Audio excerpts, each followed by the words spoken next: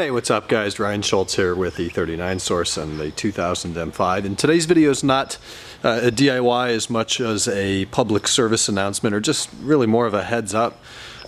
For some reason recently I've seen way too many of these cars, and it doesn't even have to be E39 M5s, just too many nice cars be damaged or destroyed in a fire. And I think that having an extinguisher readily available in the car is kind of an insurance policy that we can't afford to not have these days. As I said, it's just cheap, it's easy, and I thought I'd show you how I installed the Element E50 fire extinguisher hidden down here under the seat. This was a really easy DIY I did last week. I actually took the front seats out of the car for cleaning purposes, and while I had the seat out, it made it really easy to put the mounts on. So nobody's paying me to plug this thing, but the Element E50 fire extinguisher is available for all of 80 bucks. It comes with one mount. For another $2 you add two.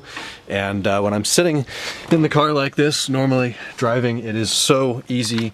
You can't see it. It's just hidden down here. I can't even film down there very well, but I just reach under here and pull it off, and here it is. Let's get a closer look at how the mounts are installed onto the seat. I did have to drill a couple of holes. I will show you on a seat that I have inside the shop in a minute, as that's going to be a lot easier to get at. So there's just two of these black plastic mounts installed on the seat. I used 3 zip ties and 1 bolt. If I had it to do it again, I would just do it all with the zip ties. This is not at risk of coming off, of jamming the pedals. It doesn't rattle, it doesn't make any noise, it's just easy. And the extinguisher snaps right in like that. The only time I can ever see it is as I get into the car. I see a quick glimpse of the yellow there, which I don't love. I wish the caps were black. So we'll just go inside the shop and I'll show you on the seat in there exactly how I mounted that. Okay, I've had this seat out of, I don't even recall which car it is. It's an M1SW E39 M5 front passenger seat. All the motors work. The leather itself could use some restoration. The seat is still available. This thing's been here forever. I'm probably going to end up throwing it in a dumpster eventually, but it is here if anybody wants it. So down here, the passenger and the driver's seat are the same. You could put it on the passenger seat if you wanted to. So what I did here, the left bracket over here, I removed this Phillips head screw and found a longer screw. This screw isn't long enough to go through the bracket, this metal part on the seat, and then thread back into the motor that's behind it. So I just found a longer screw. That was my top anchor. Down here at the bottom, line it up, make a dot, drill a hole, and just use this as the other hole for the zip tie. Cut it nice and tight. And then on the right side, unfortunately, we can't make use of this hole that's already drilled. Same with the left, but just line it up, make 2 dots, drill some holes, run the zip tie through here, and then again over here. It's nice and tight, and the fire extinguisher clips right in there. If you're someone who leaves these thigh extensions out, you'll never see it. I like to leave them in, even with long legs, and as I showed you, you see it for a hair as you enter the car, and that's it. So pretty easy installation. It can be done inside the car. It's just, as you probably know, not the most comfortable place to work.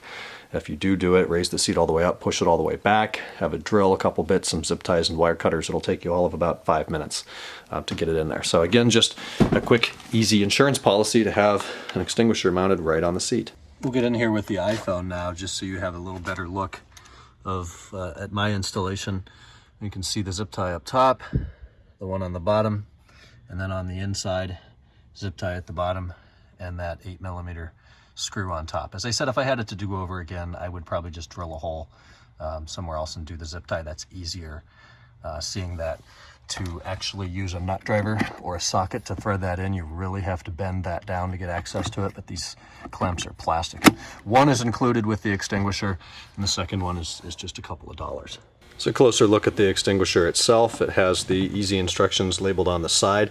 So you remove the top cap and you remove the bottom striker. This is the black part here is the handle that you would hold it by. This thing will run for 50 seconds. Strike it with the bottom cap and then point it at the base of the flames. And this works on chemical fires, on wood and leaves and drywall and that kind of a fire. So it's pretty well rounded and could absolutely be used in an automotive application. Now I know it looks quite small, but go watch some videos of this thing online. It's put out some pretty impressive size-wise automotive fires. So the top cap looks like this. It's literally just a cap to protect the striker right there. And then the bottom one has this material on it that you would use to strike the top, which would then start the reaction and ignite the extinguisher. Now, because I figured why not, I went ahead and gave these things a quick spray paint just to a matte black finish. Obviously, tape up your striker here. You don't want to put paint over that. That would render the whole thing useless, so I just used some blue painter's tape for that. I'm going to go ahead and fit the caps back on there, put it in the car, and we'll see how it looks now. We're back on the iPhone here for better quality, and I'd say that's a success. It's a lot less noticeable now, but just as easy to access. All right, guys, that's it. I absolutely hope to never have to use that, but I do feel a little bit better knowing it's there. Yeah, even if it's not any of my property that I were to use it on someday, I feel like I could do a good deed for someone. So leave any thoughts and comments down below. I'll leave a link to the product page for these things down below, and we'll talk in the next E39 Source video. Take care and stay healthy.